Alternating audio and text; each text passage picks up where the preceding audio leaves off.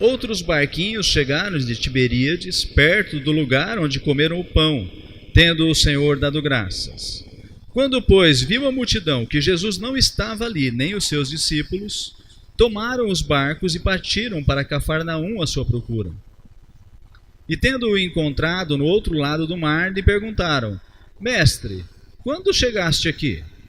Respondeu-lhes Jesus: em verdade vos digo, vós me procurais. Repitam comigo: vós me procurais. Vós me procurais não porque vistes sinais, mas porque comestes dos pães e vos fartastes. Trabalhai pela comida que perece. Trabalhai não pela comida que perece, mas pela que subsiste para a vida eterna, a qual o Filho do Homem vos dará, porque Deus, o Pai, o confirmou com seu selo. Dirigiram-se, pois, a ele, perguntando: que faremos para realizar as obras de Deus? Respondeu-lhe Jesus: a obra de Deus é esta, que creiais naquele que por ele foi enviado. Então lhe disseram eles: que sinal fazes para que o vejamos e creiamos em ti? Quais são os teus feitos? Nossos pais comeram maná no deserto, como está escrito: deu-lhes a comer o pão do céu. Replicou-lhe Jesus: em verdade vos digo, não foi Moisés quem vos deu o pão do céu. O verdadeiro pão do céu é meu Pai quem vos dá. Porque o pão de Deus é o que desce do céu e dá vida ao mundo. Então lhe disseram: Senhor, dá-nos sempre desse pão. Declarou-lhes, pois, Jesus: eu sou o pão da vida. O que vem a mim jamais terá fome, e o que crê em mim jamais terá sede. Porém, eu já vos disse que, embora me tenhais visto, não credes. Todo aquele que o Pai me dá, esse virá a mim, e o que vem a mim, de modo nenhum o lançarei fora. Porque eu desci do céu não para fazer a minha própria vontade, e sim a vontade daquele que me enviou. E a vontade de quem me enviou é esta, que nenhum eu perca de todos os que me deu. Pelo contrário, eu o ressuscitarei no último dia. De fato, a vontade de meu Pai é que todo homem que vir o Filho e nele crer tenha a vida eterna, e eu o ressuscitarei no último dia. Murmuravam, pois, deles os judeus, porque dissera: eu sou o pão que desceu do céu. E diziam: não é este Jesus, o filho de José?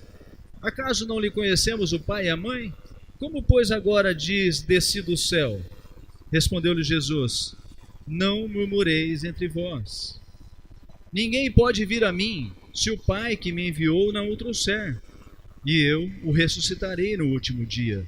Está escrito nos profetas: e serão todos ensinados por Deus. Portanto, todo aquele que da parte do Pai tem ouvido e aprendido, esse vem a mim. Não que alguém tenha visto ao Pai, salvo aquele que vem de Deus, este o tem visto. Em verdade vos digo, quem crê tem a vida eterna. Eu sou o pão da vida. Vossos pais comeram o maná no deserto e morreram. Este é o pão que desce do céu, para que todo o que dele comer não pereça. Eu sou o pão vivo que desceu do céu. Se alguém dele comer, viverá eternamente. E o pão que darei pela vida do mundo é a minha carne. Disputavam, pois, os judeus entre si, dizendo: como pode esse dar-nos a comer a sua própria carne? Respondeu-lhe Jesus: em verdade vos digo, se não comerdes a carne do Filho do Homem e não beberdes o seu sangue, não tendes vida em vós mesmos.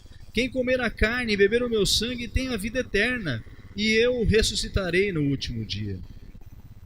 Pois a minha carne é verdadeira comida, e o meu sangue é verdadeira bebida. Quem comer a minha carne e beber o meu sangue permanece em mim, e eu nele. Assim como o Pai, que vive, me enviou, e igualmente eu vivo pelo Pai, também quem de mim se alimenta, por mim viverá. Este é o pão que desceu do céu, em nada semelhante àquele que os vossos pais comeram, e contudo morreram. Quem comer este pão viverá eternamente. Estas coisas disse Jesus quando ensinava na sinagoga de Cafarnaum. Muitos dos seus discípulos, tendo ouvido tais palavras, disseram: duro é este discurso, quem o pode ouvir? Mas Jesus, sabendo por si mesmo que eles murmuravam a respeito de suas palavras, interpelou-os: isto vos escandaliza? Que será, pois, se virdes o Filho do Homem subir para o lugar onde primeiro estava? O Espírito é o que vivifica. A carne para nada aproveita. As palavras que eu vos tenho dito são espírito e são vida. Contudo, há descrentes entre vós. Pois Jesus sabia que desde o princípio quais eram os que não criam em quem o havia de trair. E prosseguiu: por causa disto é que vos tenho dito, ninguém poderá vir a mim, se pelo Pai não lhe for concedido. À vista disso, muitos dos seus discípulos o abandonaram e já não andavam com ele. Então perguntou Jesus aos 12: porventura quereis também vós outros retirar-vos? Respondeu-lhe Simão Pedro: Senhor, para quem iremos? Tu tens as palavras da vida eterna. E nós temos crido e conhecido que tu és o Santo de Deus. Amém? Até aqui. Curvem suas cabeças, vamos orar. Ó Deus, em nome do Senhor Jesus, muito obrigado pela tua palavra, ó Deus. Eu te agradeço porque o Senhor é bom, a sua misericórdia dura para sempre, se renova a cada manhã e se constitui na causa de nós não sermos consumidos. Por amor do teu nome, pela tua misericórdia, pela tua graça, eu te peço que o Senhor nos abençoe nessa noite, nos fazendo entender aquilo que o Senhor programou que nós conhecêssemos por meio desse trecho da tua palavra. Em nome de Jesus, Pai, ajuda-nos a irmos a ti e permanecermos em Jesus. Em nome do teu Filho amado. Amém. Irmãos, esse longo trecho que nós lemos da palavra de Deus fala a respeito da nossa vida. Fala a respeito daquilo que seguramente é peculiar a cada um de nós que está aqui nessa noite. Porque eu tenho convicção de que nenhum daqueles que está aqui nessa noite veio aleatoriamente a este lugar. Eu tenho convicção que todos nós fomos trazidos a este lugar pela graça e pela bondade de Deus, pela vontade do Criador, daquele que criou o céu e a terra. Você pode até ingenuamente pensar que você está aqui porque atendeu a um convite de um amigo, você está aqui porque se interessou em ouvir uma música, você está aqui porque achou que deveria ser um dia para fazer religião, mas o fato é que você está aqui nessa noite porque Deus, o Eterno, o Senhor dos Senhores, o trouxe aqui. Amém? E porque eu creio nisso, eu tenho convicção de que esse trecho da palavra de Deus se aplica a todos nós. Nós vemos aqui pessoas que haviam estado com Jesus, haviam procurado Jesus, haviam seguido Jesus. Certamente alguns muito parecidos com nós, alguns que poderiam ser como nós mesmos. E o relato de João que nós começamos a ler aqui no verso 22, ele está precedido por uma observação que está logo no versículo 2 desse mesmo capítulo, que eu quero ler muito rapidamente com vocês, que diz o seguinte, no versículo 2 de 6: seguia-o numerosa multidão, porque tinham visto os sinais que ele fazia na cura dos enfermos. Então nós vemos que as pessoas haviam seguido a Jesus, uma numerosa multidão, um grande número de pessoas seguia Jesus, porque viam nele, tinham visto os milagres que ele fazia curando as pessoas. E era grande o número que o seguia. Mas a partir do verso 22 nós vemos que aquele grupo que estava seguindo Jesus não estava mais seguindo a Jesus exatamente porque via os milagres de cura, mas estavam atrás de Jesus, seguindo Jesus, porque haviam visto um sinal em que ele multiplicara os pães e os peixes. Jesus havia estado num lugar, a Bíblia menciona aqui Tiberíades, Cafarnaum, esse mar de Tiberíades, na verdade não é um mar, é um lago que está na Galileia. E as pessoas estavam ali, então Jesus vai e faz aquela pregação, as pessoas se reúnem, e aí então uma hora ele percebe que a noite vai caindo, e ele diz, bom, olha, precisamos alimentar essas pessoas, e por acaso aí, como é que nós vamos fazer? Onde é que nós vamos comprar alimento? E aí então Filipe fala, olha, tem alguém que tem 2 peixinhos e alguns pães, e ele multiplica os pães e os peixes, e a Bíblia diz que uma multidão de pessoas, mais de 5.000 homens, são alimentados por aqueles peixes e aquele pão, e cestos são recolhidos de sobra, e aí então a multidão, Jesus se retira da multidão, e aquele povo que havia visto aquele sinal, aquele milagre de multiplicação dos pães, passa então a seguir a Jesus. E eles vão para um lugar, para um lado desse rio, e procuram a Jesus e veem então o barquinho e sabem, bom, Jesus não embarcou nesse barquinho para vir para o lado de cá, porque os discípulos partiram sozinhos. Mas eles viram que chegavam outras pessoas e eles resolveram ir atrás de Jesus por outro lado, atravessaram. A Bíblia diz que eles atravessaram o mar. E quando eles chegaram lá, eles encontraram Jesus e disseram, Rabi, mestre, como é que você chegou aqui?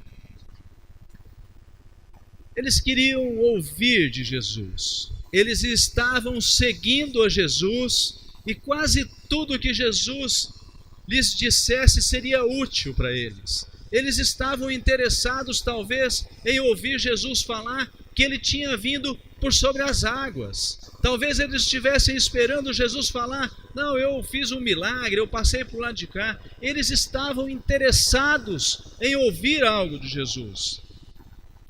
Mas Jesus não tem tempo sequer para falar de uma possibilidade de um milagre, sequer para falar a eles que talvez eles estivessem mesmo vindo pelas águas, ou então se ele passou, deu a volta no mar de Tiberíades, no lago, enfim, Jesus não tem tempo para isso. Jesus é direto com aqueles homens como ele costuma fazer em todas as vezes.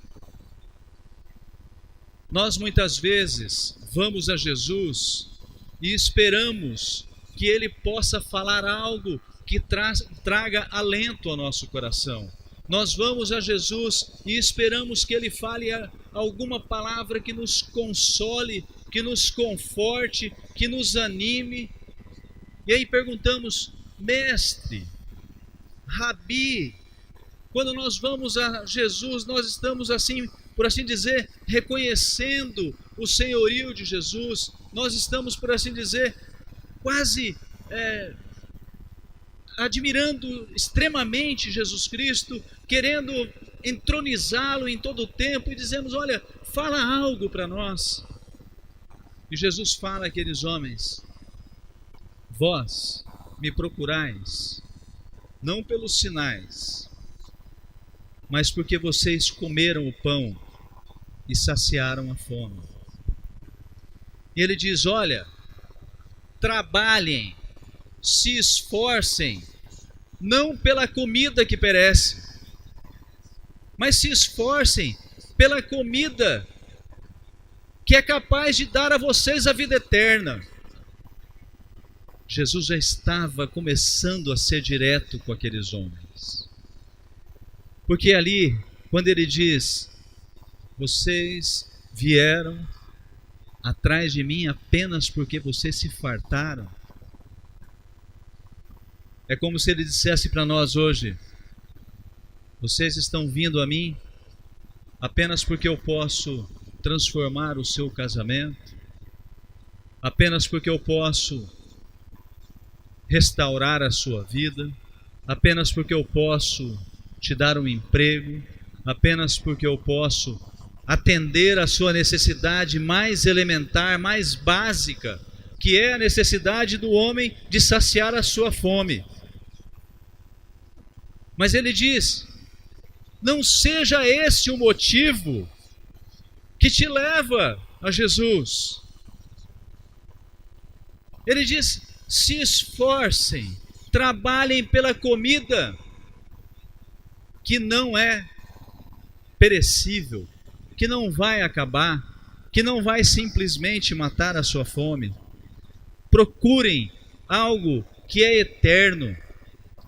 E aí aqueles homens, como é próprio do homem, já pensou: bom, o mestre está falando de religião, está falando de fazer a obra de Deus, está falando de fazer boas obras, está falando de fazer coisas que ficarão para a eternidade, está falando para a gente não se esforçar em apenas trabalhar no nosso dia a dia, mas para fazer algumas coisas duradouras. E aí eles então dizem: ah, que bom, vamos fazer isso daí. E perguntam para Jesus: então, quais são as obras de Deus?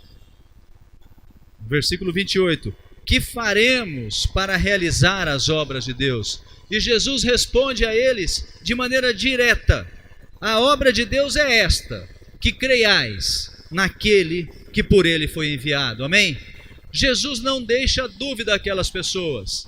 Ah, eu não estou falando de religião com vocês, eu não estou falando para vocês fazerem boas obras, eu não estou falando para que vocês façam algo eterno, eu não estou falando para que vocês sejam bons, eu não estou falando de uma lista de coisas que vocês podem fazer para alcançar o benefício de Deus. Eu não estou falando que vocês podem fazer algo para serem melhores. Eu estou falando que a obra de Deus é esta, é uma só. Que creiam naquele que Deus enviou. Irmãos, e nós precisamos entender, quando a palavra de Deus fala aqui, Jesus trata a respeito de crer naquele que Deus enviou, não significa apenas nós aceitarmos a mensagem de Jesus. Não significa apenas nós consentirmos com aquele propósito. Significa antes nós nos rendermos ao Senhor. Quando Jesus fala àqueles homens que estavam à procura dele para saciar a fome, ele diz: rendam-se, entreguem suas vidas, não se preocupem apenas naquilo que é passageiro, naquela comida que vai perecer, busquem servir a Deus com suas vidas. É isso que o Senhor Jesus fala àqueles homens: rendam-se. Lamentavelmente nós vivemos um tempo, um século, 200 anos, em que as pessoas estão, os pregadores, lamentavelmente estão barateando o Evangelho de Jesus Cristo e estão dizendo às pessoas que elas precisam aceitar a Jesus. Não, irmãos, nós não precisamos aceitar a Jesus, nós precisamos nos render a Jesus. Não é Jesus que precisa de nós, não é Jesus que precisa que nós o aceitemos, nós é que precisamos ser aceitos. Nós precisamos compreender adequadamente o que é que a palavra de Deus diz, de maneira eterna, perene. Nós não podemos baratear aquilo que custou caro, porque a graça de Deus, a salvação do homem, que é de maneira absolutamente graciosa, não foi barata, custou o sangue de Jesus Cristo. E aqui, aqueles homens queriam fazer algo, eles queriam fazer uma religião, eles queriam ser modificados. Eles disseram: então tá, então quais são as obras que nós devemos fazer? Quais são as obras de Deus? E Jesus diz: a obra de Deus é esta, que creiam, que se rendam, que reconheçam que ele era o Messias, que reconheçam que ele era o enviado de Deus, que reconheçam que ele era o Cordeiro de Deus capaz de tirar o pecado do mundo. Os homens não estavam entendendo adequadamente aquilo. E aí então ele segue falando, explicando aquelas pessoas que disseram: bom, se é assim, se a situação nossa é essa, então quais são os sinais que tu fazes para que nós creiamos? Aqueles homens, quando foram apertados por Jesus, quando foram restringidos por Jesus, quando foram advertidos por Jesus a renderem-se completamente, a entregarem suas vidas, aí então eles disseram: não, mas é muito difícil. E qual é o sinal que tu fazes então para que nós creiamos?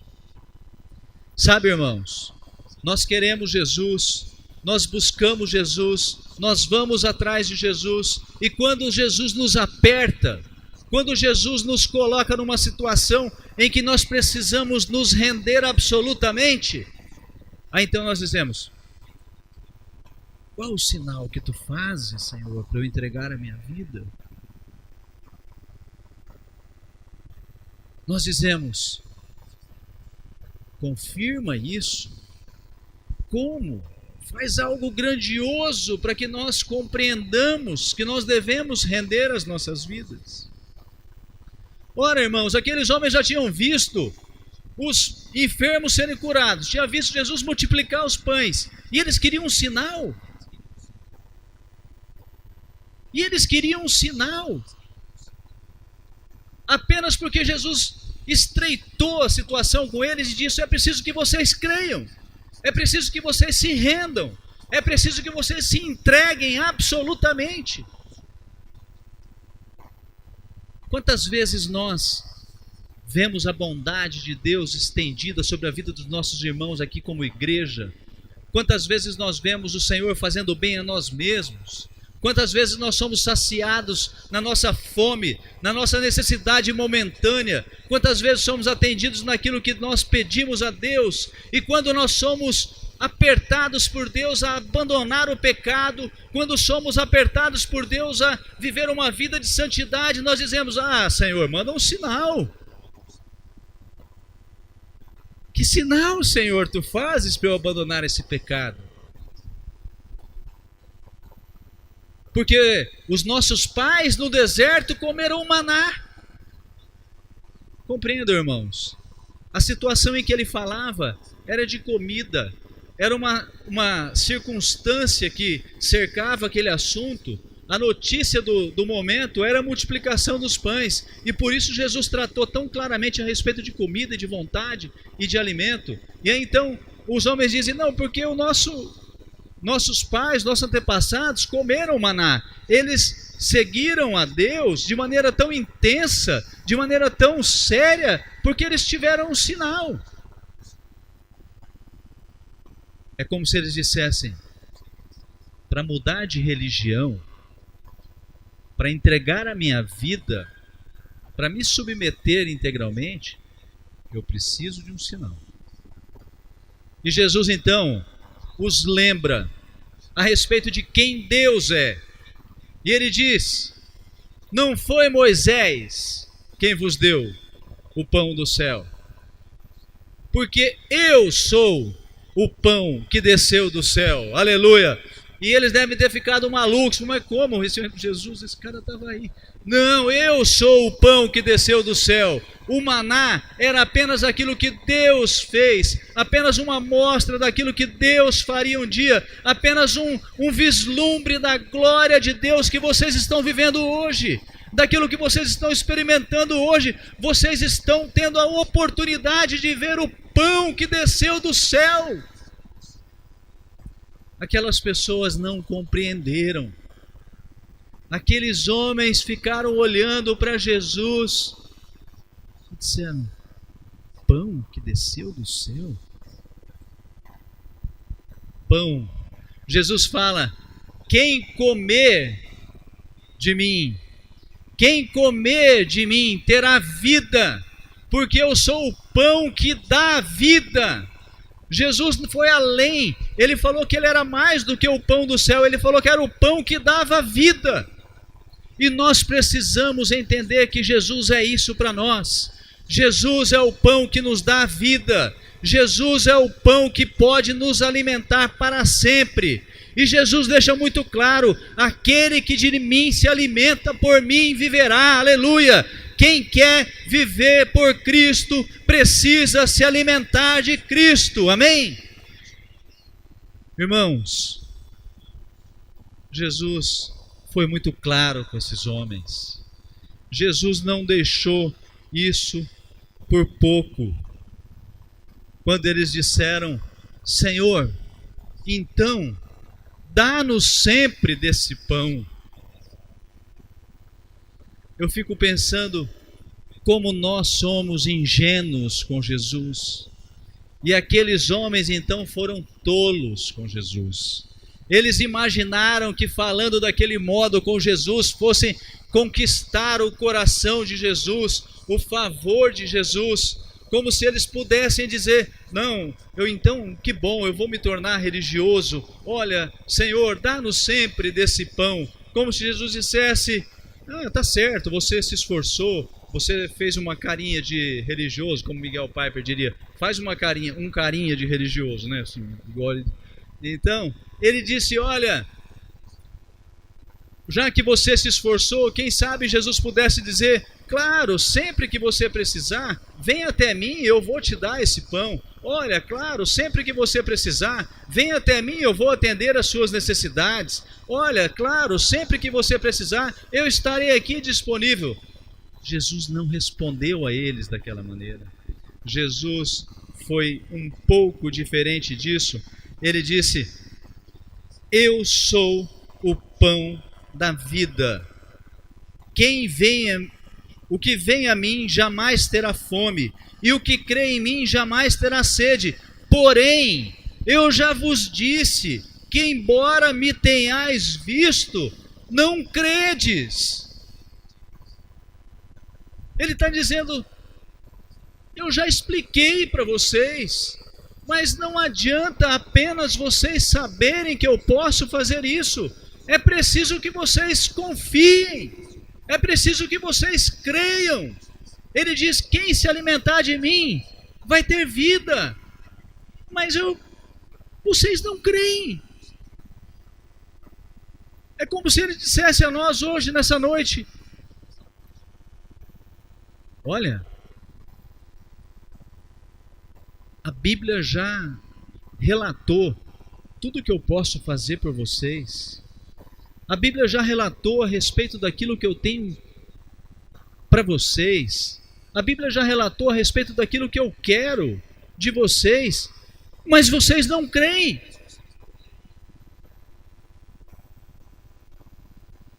O Senhor exige de nós uma postura. O Senhor exige de nós um posicionamento. O Senhor espera de nós uma resposta que vai fazer a diferença, uma resposta que vai transformar, uma resposta que vai mudar as nossas vidas. E ele diz: porque eu desci do céu, não para fazer a minha própria vontade, e sim a vontade daquele que me enviou. Jesus, depois de falar: olha, eu já expliquei tudo para vocês, mas vocês não creram. Ele diz: mas eu vim não para fazer a minha vontade, mas para fazer a vontade daquele que me enviou. E a vontade daquele que me enviou é esta: que nenhum eu perca de todos os que me deu. Pelo contrário, eu o ressuscitarei no último dia. Jesus estava dizendo àquela multidão: não interessa, querido, não interessa, meu amigo, se você veio nessa noite apenas em busca de saciar a sua fome, apenas em busca de atender a sua necessidade mais urgente. Não interessa se você veio aqui por motivos pouco nobres. Não me interessa se você veio aqui para paquerar, se você veio para arrumar um casamento, se você veio para restaurar o seu casamento, se você veio para arrumar um emprego, se você veio para mudar. O que interessa é que a vontade de Deus é que nenhum de vocês se perca, aleluia. Deus deixou claro isso a nós.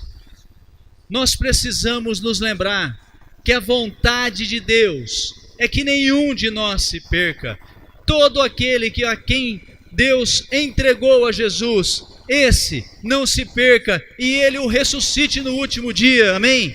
Nós precisamos entender e nos lembrar disso, irmãos. Ainda que a sua motivação não tenha sido a mais adequada no início, se você andou com Jesus, se você está aqui nessa noite, quem sabe nos visitando, quem sabe está conosco há 10 anos, não interessa, mas o que interessa é que o Senhor está falando conosco nessa noite. Eu vim fazer a vontade do meu Pai, e a vontade do meu Pai é que ninguém se perca, que ninguém erre o caminho, que ninguém corra fora da raia, porque se correr fora da raia não chega no lugar certo. Não adianta nós fazermos o nosso esforço, se nós fizermos o esforço pelo caminho errado.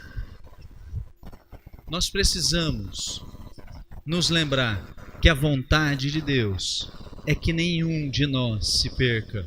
Aleluia. E aí que Jesus começa a falar de maneira mais difícil ainda com aquelas pessoas, porque os judeus disseram: quem é esse aí que está dizendo que desceu do céu?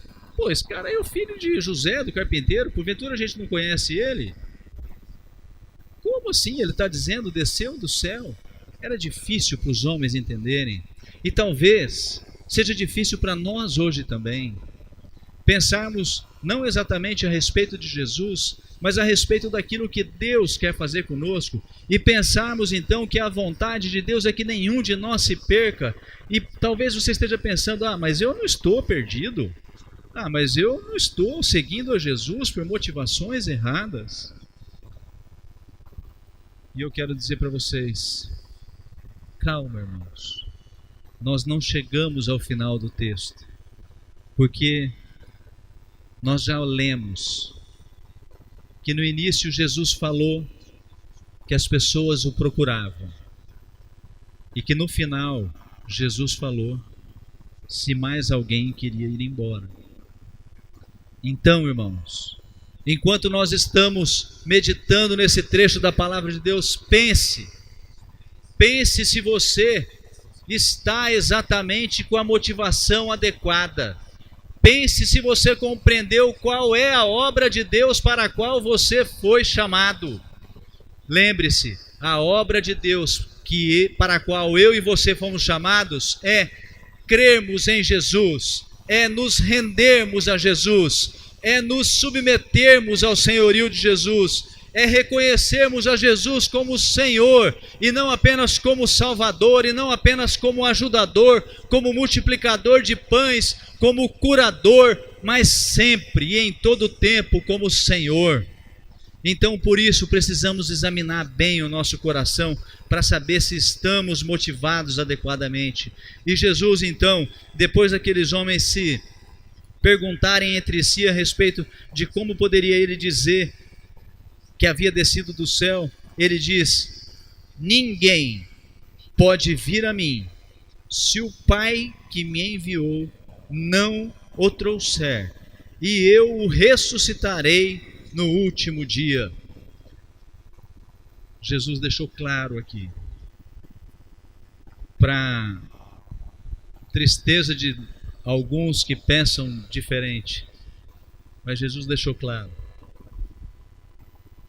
que nós, eu e você, somos incapazes sequer de irmos a Deus, de irmos buscar o socorro de Deus, de irmos procurar a salvação em Jesus Cristo, se Deus não nos trouxer.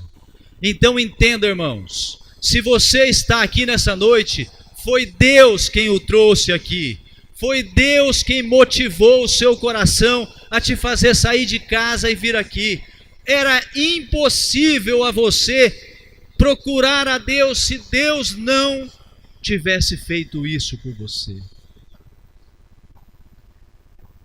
É o que a teologia chama de monergismo, é apenas a ação de Deus.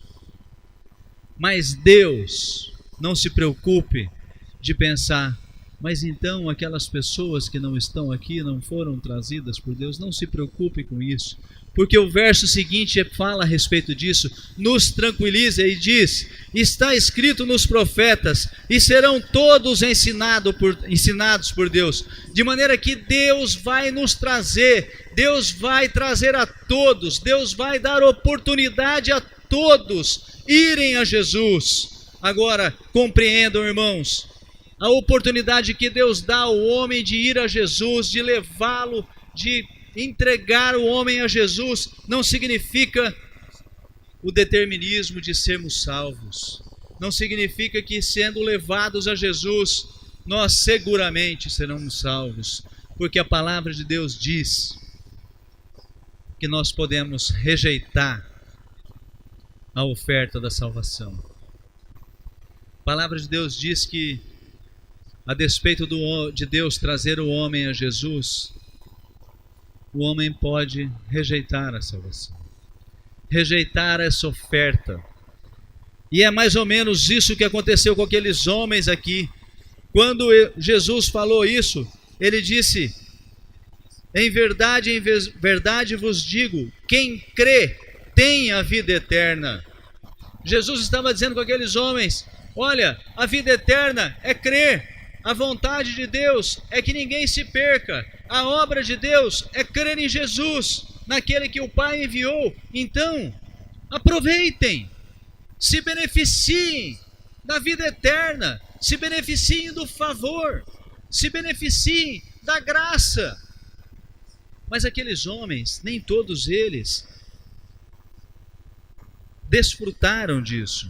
Pelo contrário, eles começaram a dizer entre si: mas, pô, como é que esse cara pode falar que vai dar a carne dele para a gente comer, vai dar o sangue dele para a gente beber? Porque Jesus falou a respeito disso. É um assunto meio estranho a gente ouvir isso.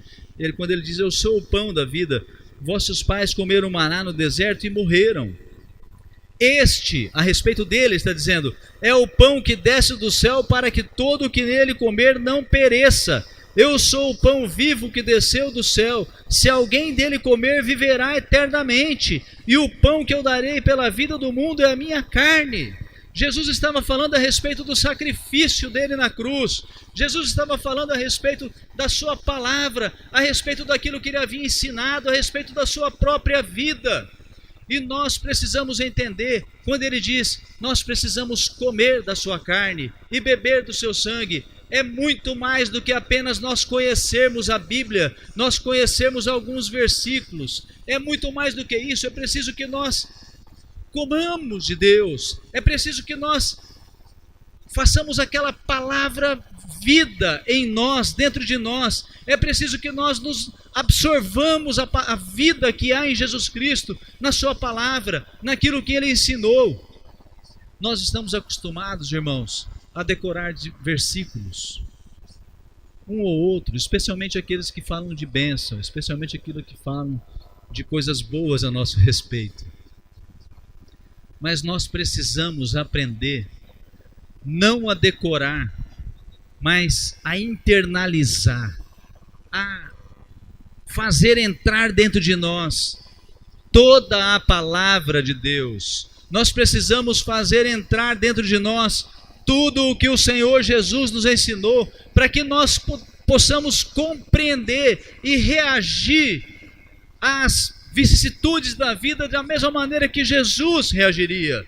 Nós precisamos entender que a palavra de Deus não pode ser para nós um amuleto de sorte. A palavra de Deus tem que ser para nós comida, tem que ser para nós aquilo que nos sustenta no dia bom e no dia mau. Nós vimos no dia do velório do irmão Vermar, a palavra de Deus serviu a eles, a família deles, eu tenho convicção, como sustento naquele dia. E nós precisamos entender que a vida cristã é assim. Haverá dias em que nos alegraremos e haverá dias em que choraremos, mas em todos eles nós precisamos estar alimentados da palavra de Deus. Nós precisamos estar alimentados daquilo que é capaz de nos dar vida. daquilo que é capaz de transformar as nossas vidas. Não apenas nos valemos de bons versículos que possamos recitar como papagaios, querendo dizer, determinar algo, querendo dar ordem, querendo dizer que aquilo vai dar certo. Isso é pensamento positivo, irmão. Isso aí é determinismo, não é evangelho. O evangelho é vivermos a Jesus, é comermos a Jesus, é nos alimentarmos de Jesus.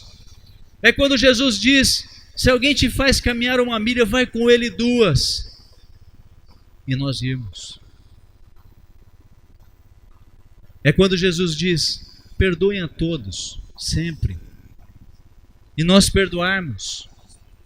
É quando Jesus diz: se alguém te tomar a capa, dá também a túnica. Olha, se alguém te pegar a blusa, dá a camisa também. E nós fazemos. Isso é o evangelho. Isso é o que Jesus está propondo a esses homens. Jesus está propondo a eles comer a carne. Jesus está propondo a eles fazerem exatamente aquilo, viverem por Jesus. Quem de mim se alimenta por mim viverá. Mas acontece que aqueles homens, ele falou isso quando ele estava numa sinagoga em Cafarnaum. E muitos dos seus discípulos, diz no verso 60, muitos dos seus discípulos, tendo ouvido estas palavras, disseram: duro é esse discurso, quem o pode ouvir? E essa expressão ouvir não é exatamente entender, é aceitar. Aqueles homens estavam dizendo: Jesus está pregando radical hoje. Como é duro aceitar isso aí. Sabe, irmãos, o que tantas vezes impede um homem de se tornar cristão, nem tanto é não compreender o que Jesus diz, mas sobretudo é aceitar o que Jesus diz. As pessoas ouvem o que Jesus diz, elas sabem o que devem fazer, elas sabem como devem se render, mas elas resistem porque elas consideram difícil de aceitar, difícil de viver. E eu quero ser muito claro com todos nós nessa noite: é difícil mesmo. A vida cristã é difícil mesmo. Servir a Deus é duro. Submeter-se ao senhorio de Jesus exige muito de nós. Sermos servos é difícil, nos faz mal muitas vezes, nos esfola. Essa é a verdade da palavra de Deus. Como eu tenho me incomodado quando eu ouço aquelas pregações e a pessoa diz: quem quer aceitar a Jesus vem à frente. Como se Jesus precisasse aceitar, ser aceito por nós. Irmãos, nós precisamos nos render a Jesus, mesmo sabendo que a vida com Deus é difícil, mesmo sabendo que a vida com Deus é apertada, porque foi Jesus quem nos advertiu a respeito disso. Nós, no tempo presente, é que floreamos o Evangelho.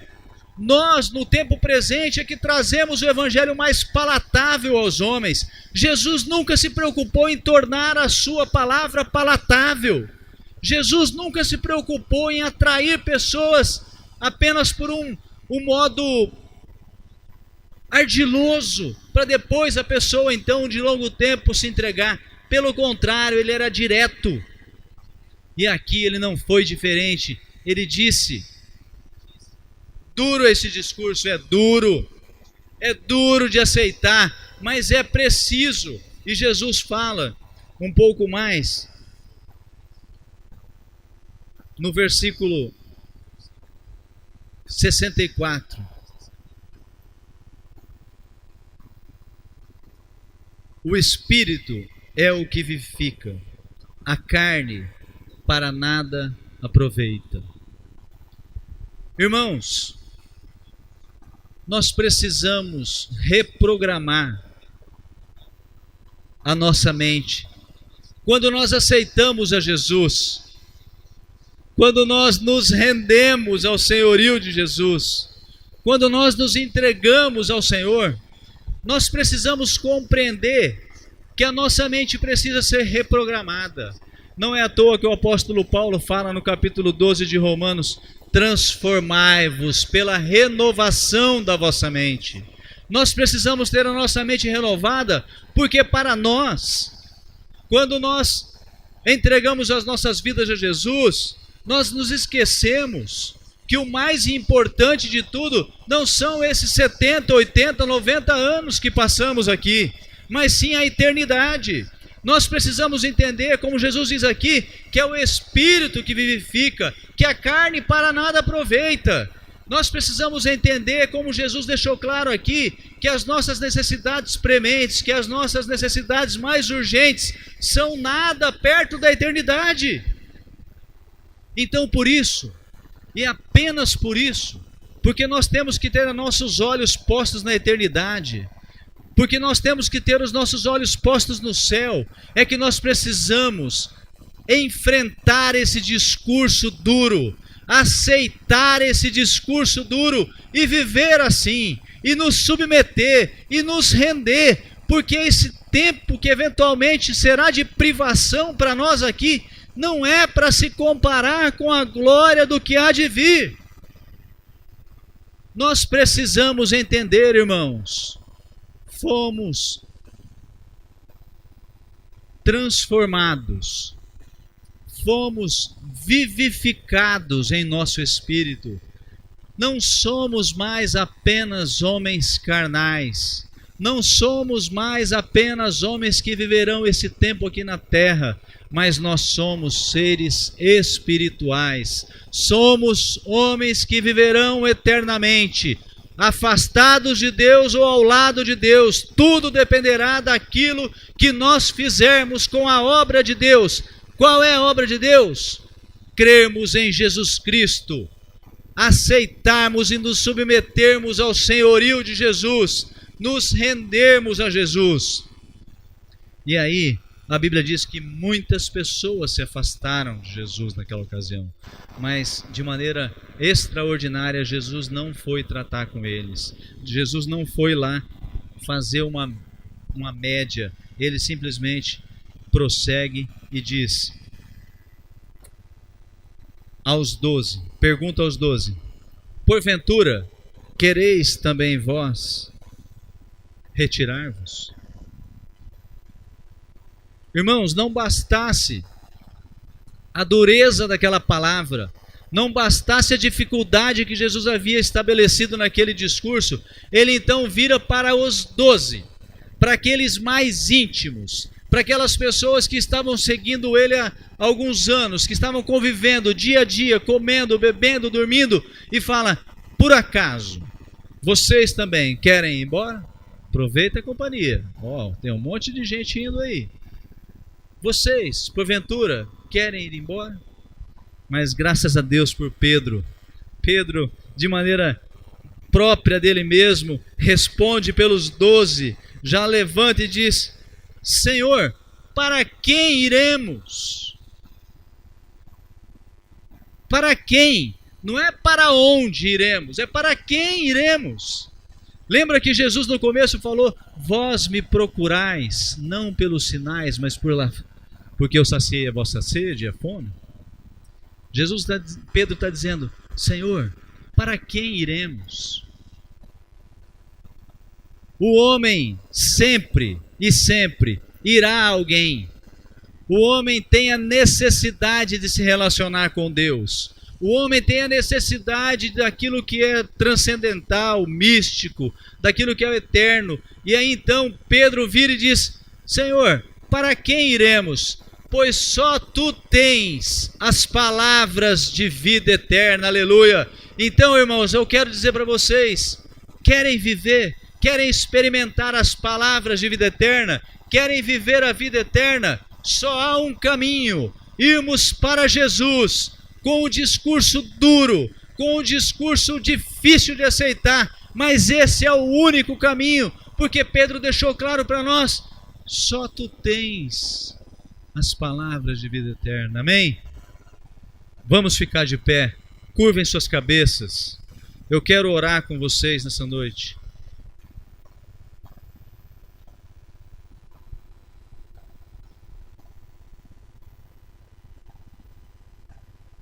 Curvem suas cabeças, fechem seus olhos. Nós ouvimos nessa noite que a vontade de Deus é que creiamos em Jesus Cristo. Nós vimos nessa noite que seguir a Jesus não é fácil. Nós vimos que precisamos nos alimentar de Jesus. Precisamos sorver tudo que Jesus tem para nós. Precisamos internalizar aquilo que vai fazer as nossas reações diferentes. E ouvimos uma pergunta de Jesus aos mais íntimos: quereis vós também retirarmos? Então nessa hora eu quero que você faça uma oração aí onde você está,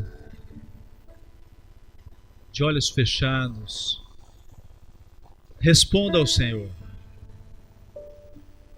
Responda ao Senhor se você está achando a vida cristã muito difícil e por isso está querendo ir embora. Responda ao Senhor se está muito difícil aceitar esse padrão elevado de santidade que Jesus nos exige e que por isso você está pensando em ir embora. Responda a Jesus. A minha oração nessa noite é que você responda como Pedro respondeu. E para quem? Para quem iremos? Só tu tens as palavras de vida eterna. E temos crido e conhecido que tu és o Santo de Deus. A minha oração nessa noite é que a palavra de Deus se cumpra aqui no nosso meio. E que nenhum daqueles que foram trazidos aqui nesta noite pelo Senhor se perca, mas que Jesus o ressuscite no último dia. Em nome de Jesus.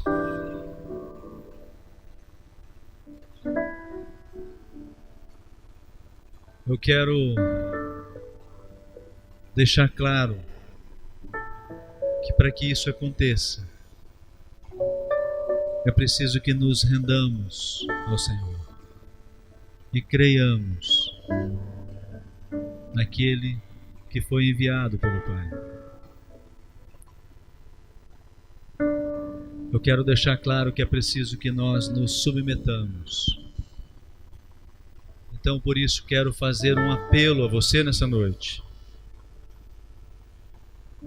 Que você se proponha a se render ao Senhor Jesus.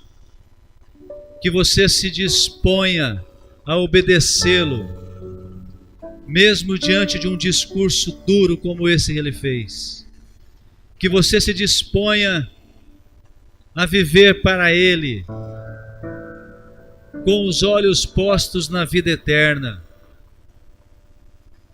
Que você não deixe essa oportunidade de salvação, de transformação, escapar nessa noite.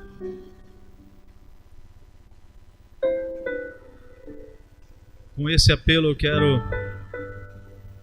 dizer que estarei aqui na frente com os pastores para orar por você que queira